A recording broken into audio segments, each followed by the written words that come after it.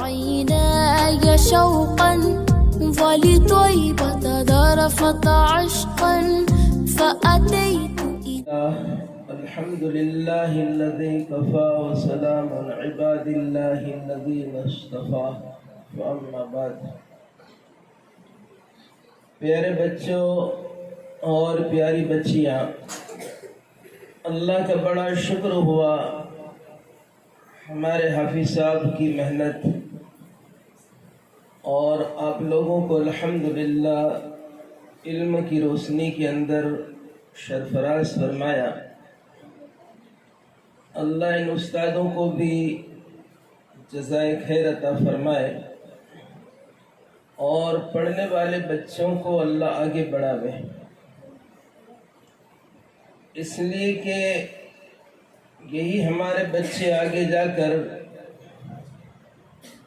کوئی حافظ قرآن بنتا ہے، کوئی عالم دین بنتا ہے،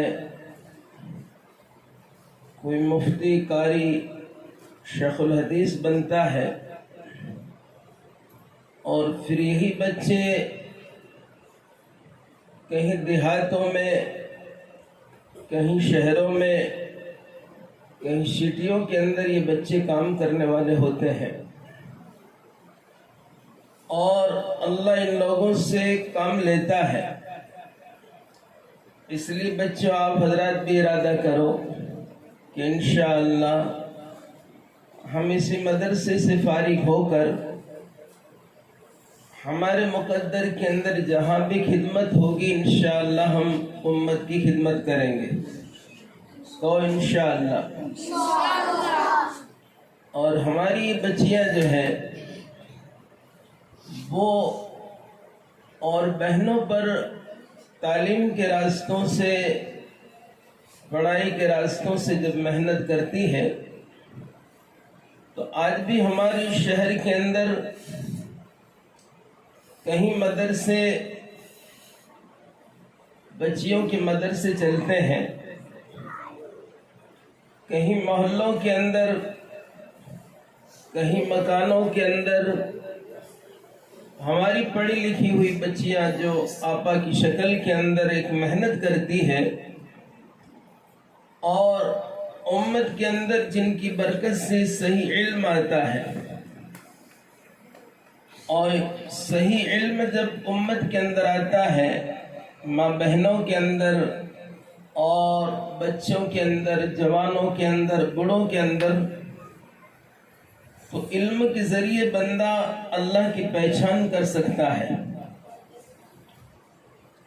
اس لیے ایک نیت تو ہماری چھوٹی چھوٹی معصوم بچیاں ہیں جنہوں نے الحمدللہ بہت بہترین نعت، اللہ کی تعریف، اللہ کی حمد، اللہ کی بڑائی، اللہ کی علویت اور اللہ کی شان کے اندر پڑھی، ہم سب لوگوں نے سنی. اور ہمارے ان بچے میں سے ایک بچے نے قرآن کریم کی سورت کو تلاوت کیا. الحمدللہ اچھے انداز کے اندر، اچھی آواز کے اندر. اللہ ان بچوں کو بھی جزائے خیر عطا فرمائے. اب دیکھو، بندہ جب طالب بن کے چلتا ہے تو وہ ہمیشہ چلتے رہتا ہے، اور بندہ یوں کہے کہ میں بہت کچھ سیکھ گیا ہوں تو وہ وہاں پر ان کا ٹھہراؤ ہو جاتا ہے، بریک ہو جاتا ہے. اس لیے ہمارے اسلاف، ہمارے اولیاء، ہمارے بزرگ ہمیشہ طالب بن کر چلے ہیں، اپنی اصلاح کی نیت سے چلے ہیں، اور اپنے اعمال کو صحیح کرنے کی نیتوں سے چلے ہیں، آج بھی چل رہے ہیں. تو ایک ارادہ تو یہ ہمارے بچے ایسا کرے کہ انشاءاللہ موت تک ہم طالب بن کر چلیں گے. تو انشاءاللہ. اور دوسرا یہ بتایا کہ دیکھو ابھی آپ لوگوں کا پڑھنے کا وقت ہے. ہم جتنی بھی قرآن حدیث پر محنت کریں گے، اللہ رب العزت کی طرف سے ہمیں اچھے مارک ملیں گے، اچھے نمبر ملیں گے۔ اس لیے ہمارا ہر بچہ اور ہماری ہر بچیاں جو ہے چھٹیوں کے اندر بھی خوب محنت کریں۔ جو استاد نے یہاں پر تعلیم دی ہے کہ آپ کو اتنے دنوں کی چھٹی ہے، ان دنوں کے اندر ہمیں اپنے سبق کو یاد رکھنا ہے، سبق کو بھولنا نہیں ہے، تاکہ مدرسہ کھلنے کے بعد ہمارا سبق ویسے ہی تازہ رہے۔ ورنہ اگر ہم نے چھٹیوں کے زمانے کے اندر قرآن کو، کتابوں کو، استاد کے دیے ہوئے سبق کو اگر ہم نے چھوڑ دیا تو مدرسہ کھلنے کے ساتھ میں ہمارا جو سبق ہے وہ کچا رہے گا۔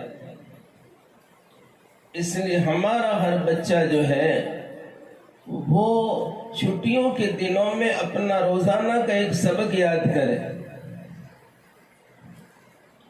جیسے ایک حافظ قرآن ہے، ان کو تراویح پڑھانا ہے، تو ہم نے بہت سارے حفاظ کرام کو دیکھا کہ وہ بیچارے 24 گھنٹوں میں سے اکثر گھنٹے قرآن کے پیچھے محنت کرتے ہوتے ہیں۔ ہم ظہر کی نماز پڑھ کے آرام کی طرف جاتے ہیں، وہ اللہ کے بندے گھنٹہ، 1.5 گھنٹہ، 2 گھنٹے تک قرآن پر مشق کرتے رہتے ہیں، محنت کرتے رہتے ہیں، یاد کرتے رہتے ہیں، تاکہ ہمارا قرآن تراویح کے اندر کچا نہ رہے۔ یہ ان کی ایک کوشش ہوتی ہے، فکر ہوتی ہے، اس لیے کہ آگے ان کو مقتدیوں کے سامنے قرآن سنانا ہے، اس لیے پورا دن اس کی محنت ہوتی ہے۔ ایسے ہی ہمارے طالب علم اس کی یہ فکر لے کر اٹھے کہ ہمیں چھٹی کے بعد میں جو ہمارا سبق ہمارے استاد نے جسے پکا کروایا تھا، ویسا پکا سبق لے کر ہم چھٹیوں کے بعد میں مدرسے کے اندر حاضر ہوں گے۔ اور دیکھو، آپ کے پاس کافی وقت دیا جائے گا چھٹی کا، اس کے اندر ہمیں خوب محنت کرنا ہے۔ اسکول کی لائن کی ہے تو اسکول کی لائن کی محنت کی جائے۔ ہمیں اتنا تو پڑھ لینا ہے کہ ہم دنیا کے اندر کہیں بھی ٹھوکر نہ کھاوے، اور آخرت کے اعتبار سے ہمیں اتنا پڑھنا ہے کہ ہر منزل کے اندر ہمارے لیے آسانیاں پیدا ہو جائے۔ اس لیے ان طلباء سے میری یہ گزارش ہے کہ یہ بچے اپنے گھروں پر جا کر بھی اپنے عملوں میں جڑیں۔ قرآن کریم حافظ قرآن ہے تو روزانہ 3 پارے کی تلاوت کریں، حافظ نہیں ہے وہ روزانہ 1 پارہ پڑھے، اور جو سبق سیکھ رہے ہیں وہ روزانہ اپنے سبق پر محنت کریں اور اپنا سبق صحیح کریں۔ دوسری بات، جیسے یہاں پر آپ لوگوں کی مسجدوں میں پابندی تھی نماز کی، ایسے کچھ بچے آتے ہیں، بولے استاد جی آپ سائن کر دو۔ میں نے کہا کیوں بھائی؟ بولے یہ چھٹی کے بعد میں ہمارے استاد کو بتانا ہے کہ میں محلے کی کسی مؤذن یا امام کے پاس میں پہنچتا تھا نماز کے لیے، اور یہ ان کی سائن ہے۔ تو کرنا دوستو میرے طلباء اور میرے بھائیوں اللہ کے لیے ہے، لیکن چھٹیوں کے دنوں کے اندر بھی ہمارے عملوں کے اندر کوئی کمی نہ آوے۔ بچے ابھی سے نماز کی مشق کریں، اور گھروں میں ماں باپ ہے تو ان کے ساتھ میں کیسے رہنا۔ دیکھو ماں اور باپ ہمارے لیے جنت ہے۔ آقا علیہ السلام نے ارشاد فرمایا تمہاری ماں کے پیروں تلے جنت ہے، اور باپ جنت کا دروازہ ہے۔ اگر تم اپنے ماں اور باپ کو ہنستے چہرے سے دیکھو گے تمہیں ایک مقبول حج کا ثواب ملے گا۔ کسی نے فرمایا یا نبی اللہ اگر 2 مرتبہ دیکھیں تو؟ فرمایا 2 حجوں کا ثواب۔ ایک اور صحابی نے کہا کہ یا نبی اللہ یا رسول اللہ صلی اللہ علیہ وسلم دن میں 10 مرتبہ دیکھیں تو؟ فرمایا 10 حجوں کا ثواب۔ ایک اور صحابی نے کہا یا رسول اللہ صلی اللہ علیہ وسلم دن میں 100 مرتبہ دیکھیں تو؟ فرمایا 100 حجوں کا ثواب۔ میرے آقا علیہ الصلوۃ والسلام نے ارشاد فرمایا تم دیکھتے دیکھتے تھک جاؤ گے، اللہ ان کا ثواب دیتے ہوئے نہیں تھکے گا۔ اس لیے ان طلباء سے میری یہ گزارش ہے کہ ہم گھروں پر جانے کے بعد بھی اپنے ماں اور باپ کی ہر بات کو ماننے والے بنے۔ ماں کے سامنے اونچی آواز سے نہ بولیں، ان کو ترچھی نگاہوں سے نہ دیکھیں، ان کا نام لے کر نہ بلاویں، ان سے آگے نہ چلیں، کبھی ان کے سامنے غصہ نہ کریں۔ ماں ہے، باپ ہے۔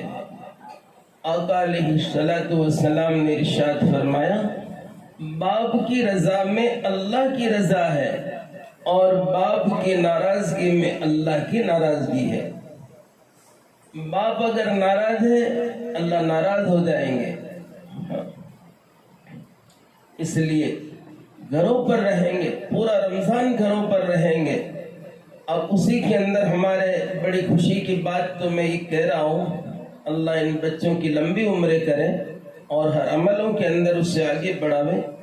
ہمارے چھوٹے چھوٹے بچے کہیں روزے رکھ لیتے ہیں، یہی معصوم بچے ان کا روزہ نہیں جاتا، حالانکہ ان پر فرض نہیں ہے، لیکن ایک شوق ہوتا ہے اور نمازوں کا ایک شوق بنتا ہے، تراویحوں کا ایک شوق بنتا ہے۔ اپنے باپ کے ساتھ میں انگلی پکڑ کر یہ مسجدوں کی طرف جاتے ہیں، روزے کی بڑی پابندی کرتے ہیں اور تراویح کے اندر پہنچتے ہیں۔ یہی بچے الحمدللہ تراویح کے اندر پہنچیں گے اور آگے جا کر یہ فرمایا کہ روزہ بھی رکھتے ہیں۔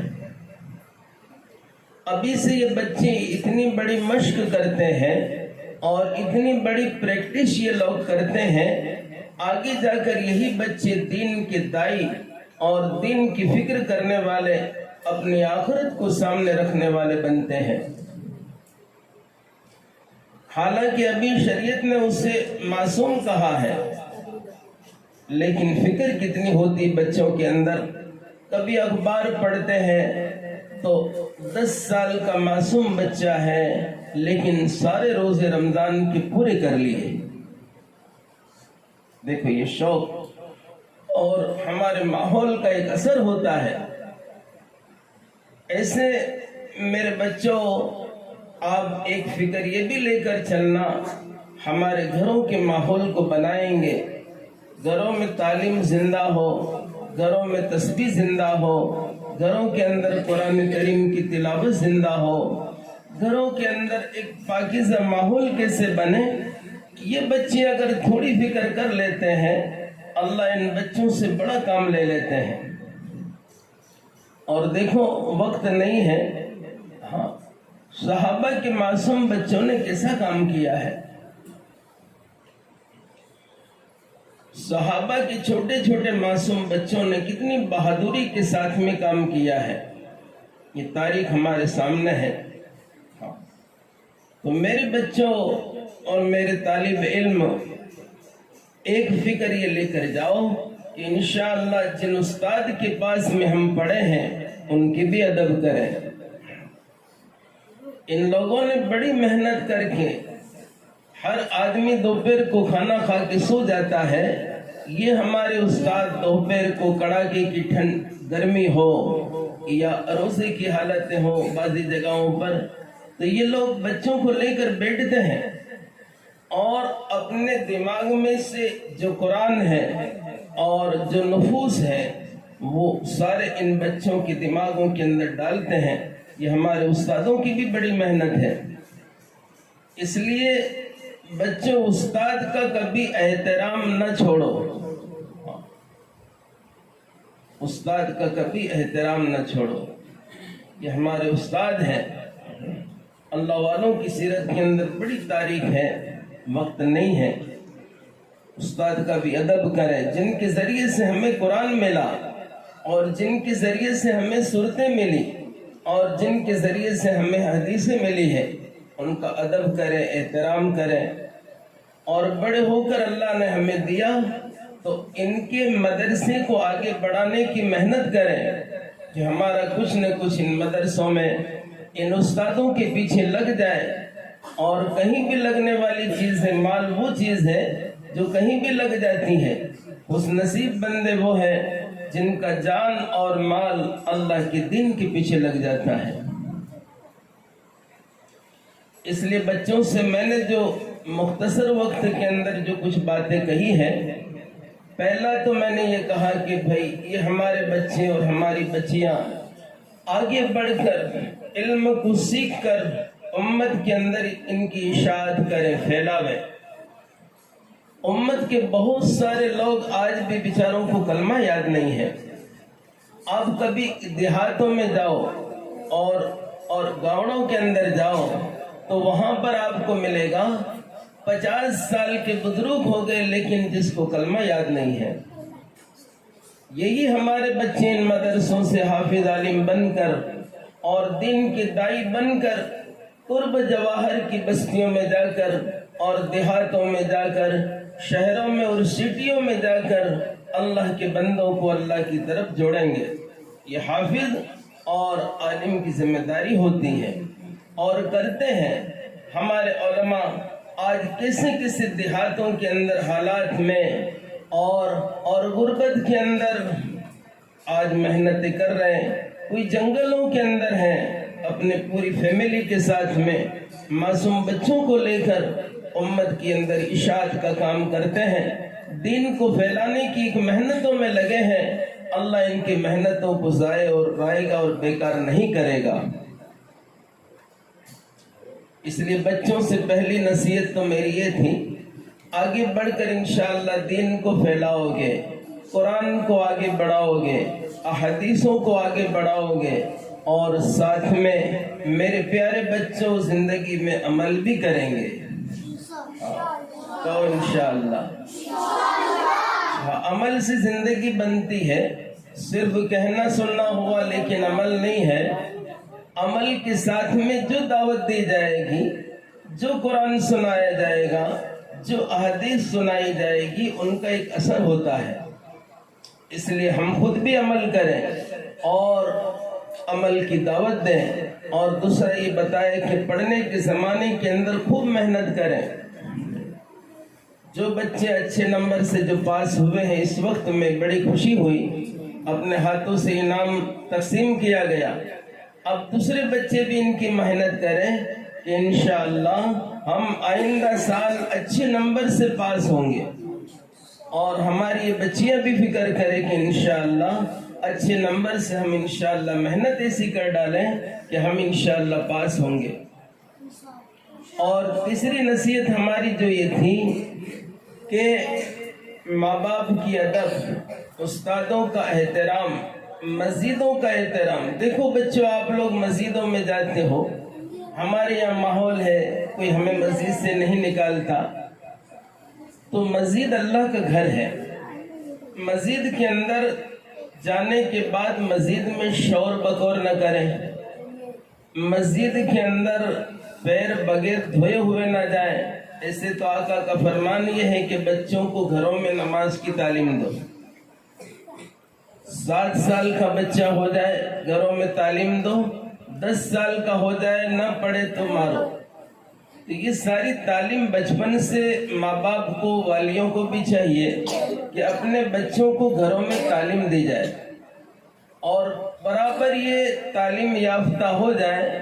پھر مسجدوں میں جائے تاکہ مسجد کا احترام ادب باقی رہے، ورنہ ہوتا ایسا ہے کہ یہ بچے بعضی مرتبہ دوسروں کی نماز خراب کرنے کا سبب بن جاتے ہیں۔ تو بچوں ایسا نہیں کرو گے انشاءاللہ۔ ہاں، کسی کی نمازی کے آگے سے بھی مت نکلو، کوئی نماز پڑھ رہا ہو ان کے آگے سے نہ نکلو اور زور سے نہ بولو تاکہ دوسروں کی نماز خراب ہو جائے۔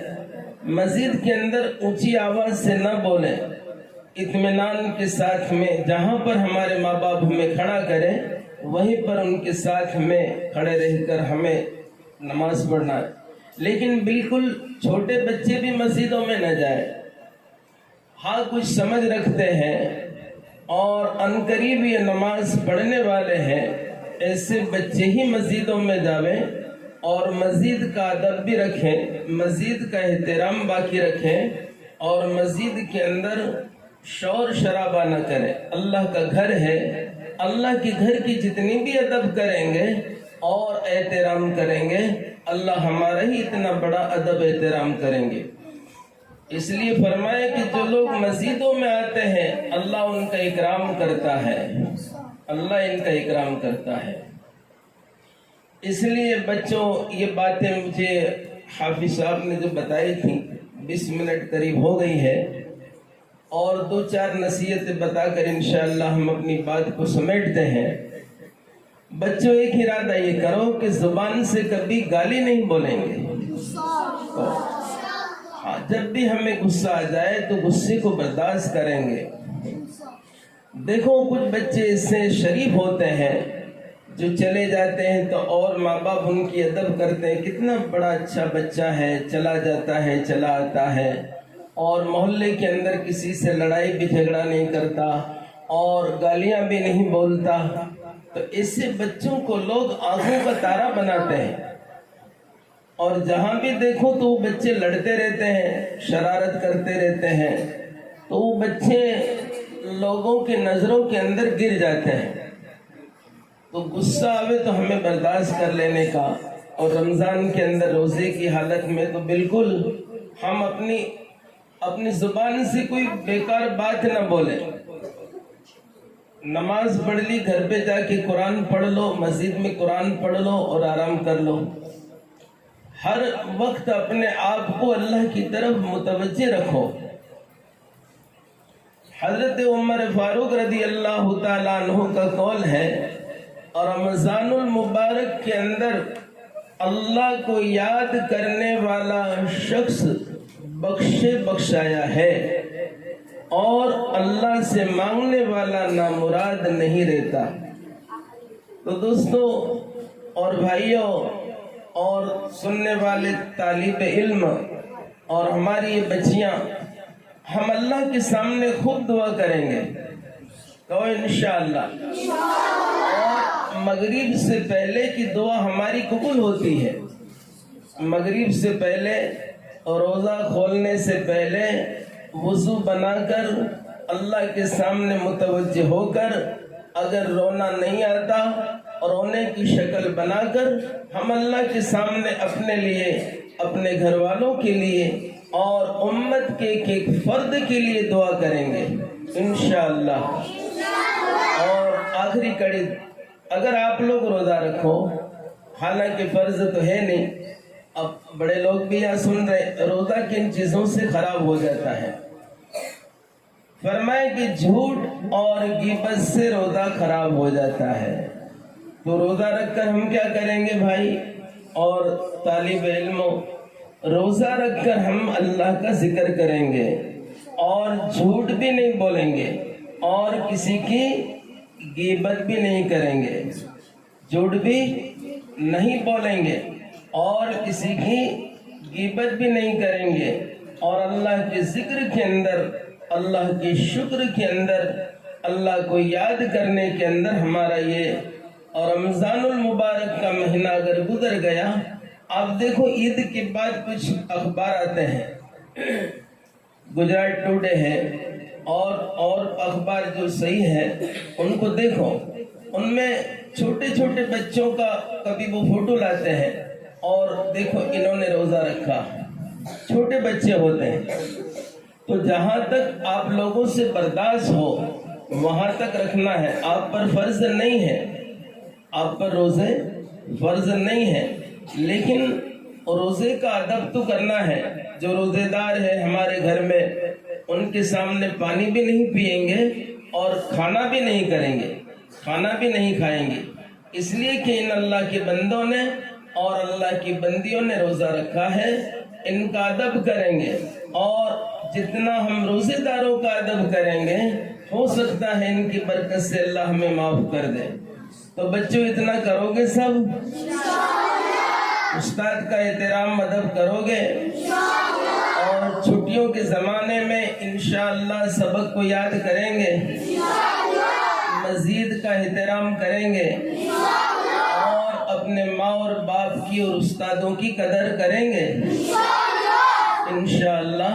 اللہ تعالی ہم سب کو کہیں سنی باتوں پر عمل کرنے کی توفیق عطا فرمائے۔